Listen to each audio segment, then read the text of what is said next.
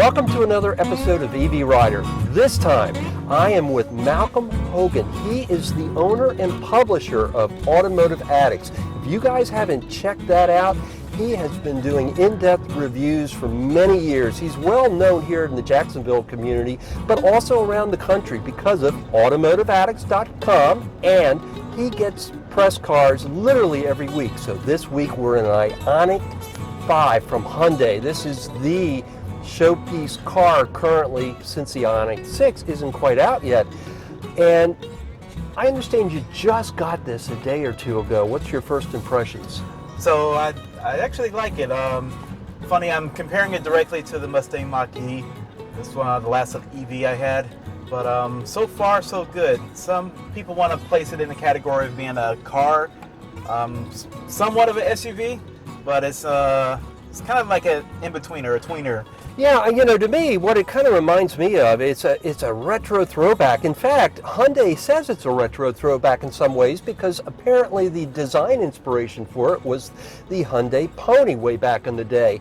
And what's I think is kind of neat about this, it harkens back to the idea of a hot hatch. Yes, it's on a longer wheelbase, and yes, in this case, it's all-wheel drive. So like you said, it kind of splits the line between SUV, but from a styling perspective and even from a seating perspective, it feels more like a car. You mentioned the Mach-E, and I'll tell you right off the bat, as a Mach-E owner myself, I'm noticing this car sits lower. It sits more like an automobile as opposed to an SUV.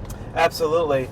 And some other things to note about the car, it's a head turner. I don't know if that can be a good thing or a bad thing. People see it and they don't know what it is because it looks totally different from anything else on the road. Right.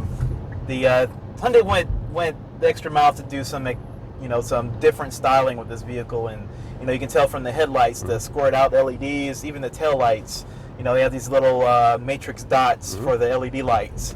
It's very, very different. This one we're driving today is a limited model, top of the line, the top trim, around $55,000. It actually has 20-inch wheels on it, which is kind of an odd thing for an EV. Right. And they're pretty wide tires as well. Well, and the wide tires, I think, and the profile of them, again, kind of gives it that hot hatch look. I don't mean to imply this is what anybody remembers, because this is a bigger vehicle than you think of things like, say, the Volkswagen Golf. But styling-wise and stance-wise, it definitely leans more toward car than SUV. Yeah, absolutely. And first glance at the car, it looks a lot smaller than it is. You step in here and you're like, wow, it's really a big car. It's SUV-sized. Yeah, and one of the things I'm noticing I'm really enjoying is the implementation of Apple CarPlay. It's spanning the length of the dash, a really widescreen version, so it's a really nice looking implementation. Although what I will say, I do think Hyundai dropped the ball in not offering wireless CarPlay and wireless Android Auto. I think these days that's something that's starting to be expected, and as a Android Auto guy, I don't even think about it anymore. I just expect it to just come on automatically. The idea that I would have to plug in and consciously think about it, I don't know. Yeah, Hyundai is kind of a mixed bag with the wireless CarPlay and Android Auto. Had quite a few vehicles where I don't know which one is going to pick up, is going to do the wireless, or do I have to plug it in, to the USB port. Funny you mentioned that, but yeah, it's funny, the ones you think would have wireless Apple CarPlay and Android Auto, they don't. Like this one, for instance, I actually have to plug it into the USB port. Well, I know you also, and you mentioned it, you had a Mustang Mach-E, which is one of the cars that people are likely to cross-shop with the IONIQ 5. Give me a quick comparison based on your initial impressions and the time you had with the Mach-E. So yeah, right off the bat, the Hyundai IONIQ 5 rides better than a Mustang Mach-E. Okay. Some of the suspension motion that I got in the Mach-E was more on the sporty side. This is a little calmer, a little more luxurious. Yeah, and I want to also just say for the audience now, Malcolm had a all-wheel drive premium Mach-E, which for cross shoppers or fans, you guys probably already know this, but in case you don't, that's the mid-level Mach-E. The top-of-the-line Mach-E is actually the GT Performance, and it actually has an adjustable MagneRide suspension. So apples to apples, these are close, what Malcolm had, but you may or may not find that Magneride suspension would be more to your liking. Yeah, absolutely. Yeah, that's something I kind of miss on the Mach-E Premium that I had, was the adaptive dampers. I imagine on the GT Performance that, that probably changed the whole characteristic of the car, and it being more of a compliant ride, more adaptable to, being comfortable and sporty at the same time. Sure. Now, the other thing we're going to do on this trip, this is our first time getting on the interstate with the IONIQ 5. So we're going to try out its self-driving feature and see how it does. Let's go ahead and activate it and get some quick impressions. Now, I-95 should be a very easy test because it's largely a straight road, just some gentle curves.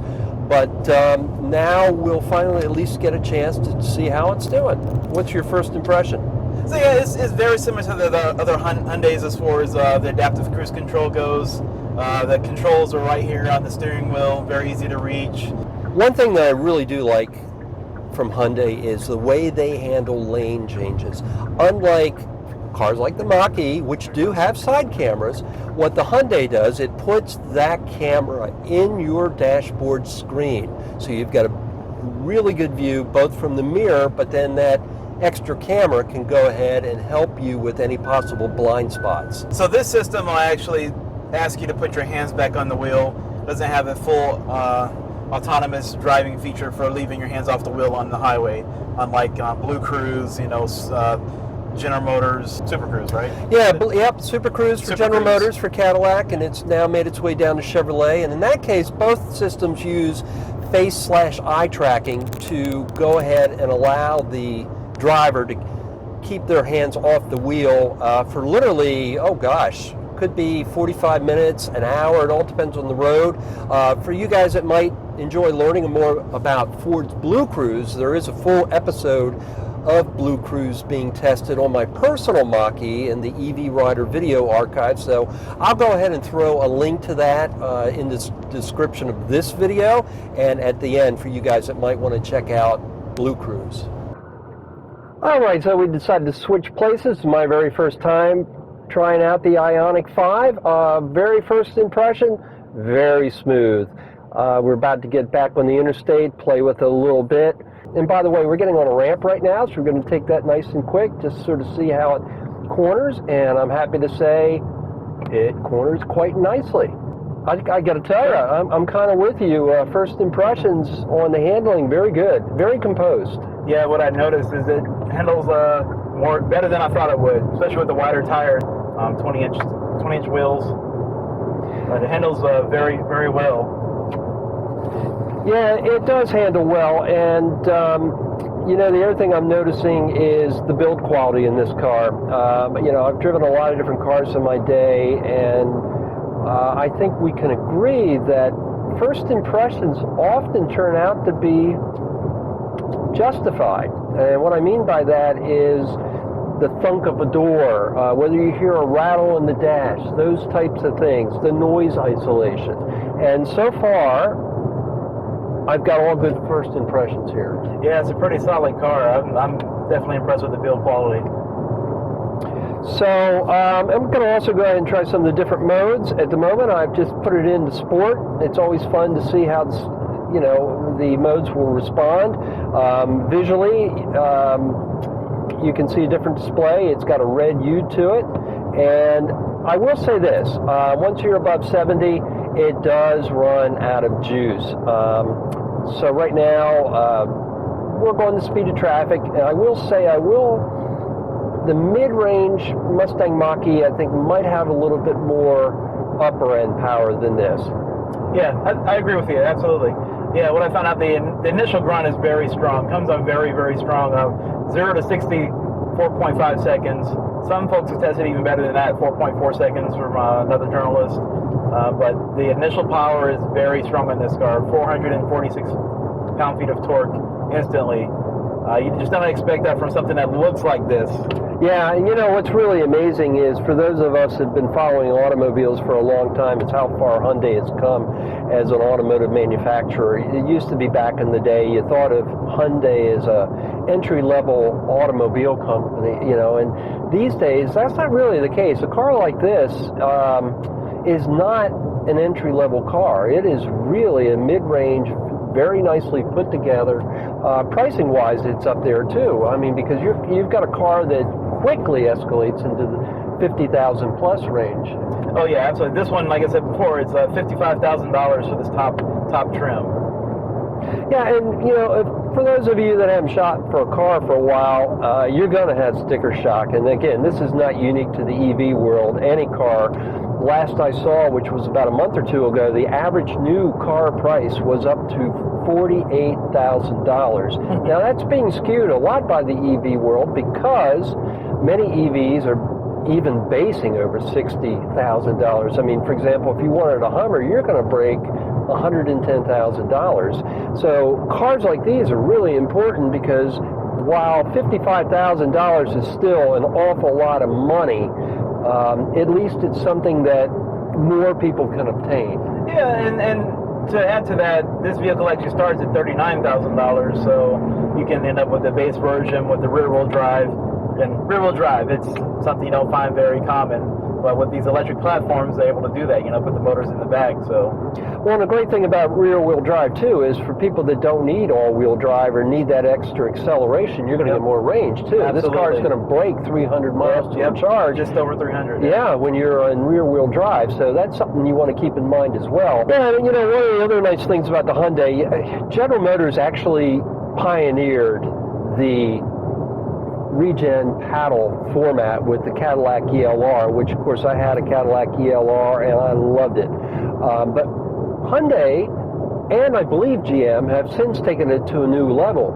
Now you have different levels of paddle regen. So again, it even gets a little bit more like a manual transmission or a sequential transmission in that you can slow the car at different speeds. Now, I'm not going to demo it right now because we're on an interstate, but the other great thing is regenerative braking like so many of the EVs. Yes, you do have true one-pedal driving with the IONIQ 5. Now, Malcolm, one thing I don't know, maybe you do, is that defeatable for the people that prefer to coast? Absolutely. Okay, you good. can actually pretty much turn it completely off. There's 3 different other levels of regen braking automatically, and there's a one-pedal driving feature. That's good too because there are some people that prefer the feel of a gasoline car where you coast to a stop rather than having the car pull you to a stop. Although the beauty of regen, as every EV driver knows, is the amount of energy you're putting back into your battery, and you're saving so much wear and tear on your brakes that a lot of EV owners will probably find that their disc brakes last the life of the car if they use one-pedal driving. Absolutely. And there's another thing to note about the regen braking. At a certain level, it does automatically put on your brake lights, so the person behind you isn't wondering why in the world are you slowing down so abruptly or whatever, just because you're letting off of the gas pedal and your car is regenerating that energy. And essentially it's braking pretty quickly. So all the automakers actually incorporate that with their regen braking it'll pop on the brake lights, at a certain degree of regen braking. And, for those that might be cross-shopping, we've talked a lot about the Mach-E, but talk to me a little bit about some of the other cars that you might see somebody cross-shopping this with. So, yeah, actually one I had was the Volkswagen ID4. That's a very popular vehicle for this particular segment. That one's very comparable to this. Actually, it's more closely matched with this Hyundai IONIQ 5 than the Mustang Mach-E, in my opinion. Well, and I think no question about it, too, they are a little bit different in their approach. Again, with the IONIQ 5 feeling more like a traditional car, whereas the ID4 sits up a little bit higher, has more of that SUV feel. Right, exactly. So, yeah, I mean, all 3 of them are very comparable vehicles, and it'll be interesting to continue driving this one to see which one I'd pick myself. So far, I kind of like this one a little bit better than all of them, so we'll see if that changes throughout the week.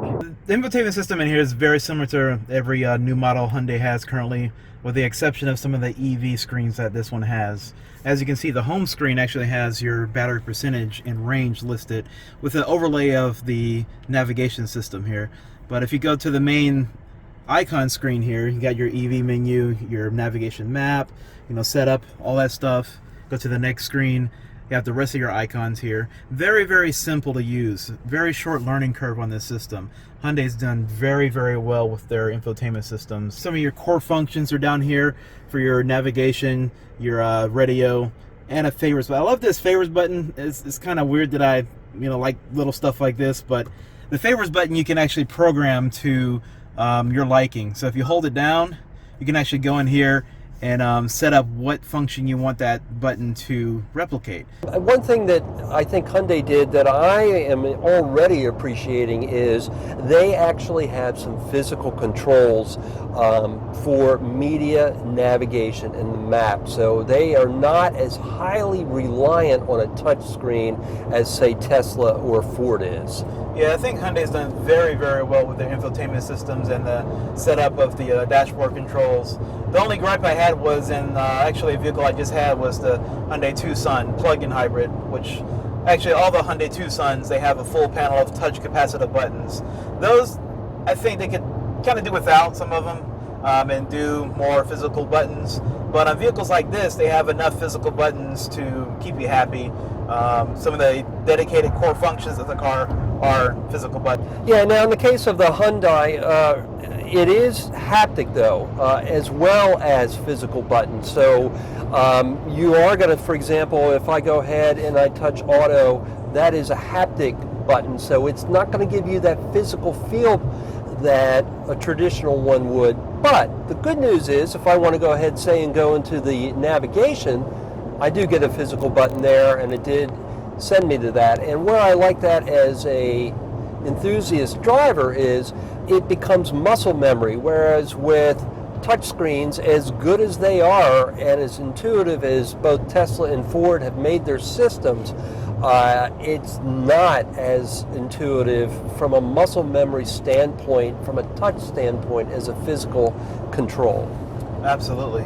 And, I will say right off the bat, comfort-wise, I'm finding the seats comfortable. Of course, unless you go on a long, multi-hundred-mile road trip, you can't really know, but first impressions, good. I think these would probably be nice over a long road trip. And by the way, road tripping is what this car is built for.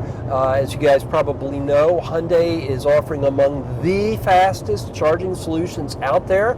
They are claiming they can hit peaks up above, about 235 kilowatts. To put that in perspective, the Mach-E's peak charging rate is about 150 kilowatts. Although personally, I have seen my car go above Ford's advertised peak. Mine will stay at 155 kilowatts, maybe for 2 or 3 minutes. And as you EV experts know, almost every EV starts ramping down fairly quickly and then settles into whatever its groove may be. During his time with the IONIQ 5, Malcolm saw a peak charging speed of 236 kilowatts. Charging time from 10% to 80% is 18 minutes. Yep. It's 18? That's what they advertise. We all know, those of us that own and test EVs, that also depends on ambient temperature. It depends on the charger itself, how it's feeling. I hate to put it that way, but I have found that the top speed at one Electrify America or EV Go station compared to another doesn't always match up. It can also, depending on the station, matter on how many EVs are charging at once. So, Malcolm, I understand you have the big battery pack in this. What are you expecting for range? Because you've got all-wheel drive in this as well. Well, what's very interesting about the Hyundai IONIQ 5 is they have a dedicated EV menu that gives you a lot of information. It actually does a good job estimating your range. Mm-hmm. Now, this particular configuration, the limited trim, the all-wheel drive, 320 horsepower, 446 pound-feet of torque, gets about 224 miles on a full charge. Now, that's a rough estimate. Sure. What I noticed in a full charge coming from my home, I fully charged it while I was at home, right off the bat and running the air conditioner, I had 214 miles left on the EV screen. Okay. As I started to drive, dropped down to 209 miles as soon as I got out of my neighborhood, which is another 3 miles I drove. But I noticed around it's doing a pretty good job estimating that range depending on what's going on inside the car. Running the air conditioner pretty hard. It's 95 degrees today. It's pretty hot. Mm-hmm. So all those factors play into these EVs, stuff you have to consciously think about, but fortunately Hyundai's done it well where they integrate a lot of this information inside the EV screen and, helping you plan your journey in a sense. Now, I haven't had a chance to play with the infotainment system in the Hyundai. How does it do with plotting charging locations? Have you had a chance to try that out? I haven't had yet? a chance, but I did accidentally pull up that screen and it gave me the charging stations nearby. And actually on the EV screen, it was smart enough to know my last destination and gave me the distance to that destination, how many miles of charge it would take off of my estimated, range. Right. So that was pretty interesting. I thought it's pretty sophisticated, I think, in a way. But as I get more into the car and drive it more, I'll find out, more what the screen does for me and how it benefits, the car. Yeah, and of course we're doing this video on the front end of Malcolm receiving it. He's going to be having it a full week. So what I want to stress to everyone is to get that detailed road test where he really gets into a lot of that stuff, you're going to want to go to automotiveaddicts.com. And if you haven't checked out Malcolm's website, you got to do it. I mean, Malcolm has been road testing cars for a good long time, and chances are, no matter what you're interested in, whether it's a gasoline or EV model, you're going to find it at automotiveaddicts.com. And what we're going to do, we're going to go ahead and team up on this particular review. I'm going to go ahead and also pick up his review on evrider.tv, and he's going to pick up this video on automotiveaddicts.com. And by the way, guys, if you'd like to see us team up occasionally on EV vehicles, drop me a note in the comments on the EV Rider YouTube page and let me know, because we're good buddies. We've known each other for years. Malcolm, by the way, is also really big into the Jacksonville classic car show scene. He is the founder of Cars and Coffee, which, by the way, over the years has grown and now attracts easily more than 500 cars every month in what is known today as Caffeine and Octane Jacksonville, held on the second Saturday of every month at the Avenues Mall here in Jacksonville, Florida. A few years back, Malcolm turned it over to another buddy of ours, Chris Brewer. Chris has become well known in automotive circles, not only for his work locally, but for his work with Hagerty and the Amelia Island Concours d'Elegance, which is one of the top-rated concours in the nation. So, if you've enjoyed this episode of EV Rider, please go ahead and give it a like and subscribe to my YouTube channel so I can bring you more adventures in EV motoring. If it's got a motor and a battery, I want to cover it, whether it's motorcycles, boats, cars, you name it. And Malcolm, I got to tell you, it's been a pleasure having you join me this week. I much appreciate you contributing. I'm glad I can provide this vehicle for you and let you check it out and share with your watchers, your viewers. And we'll see you next week for another episode of EV Rider, and thanks again for watching.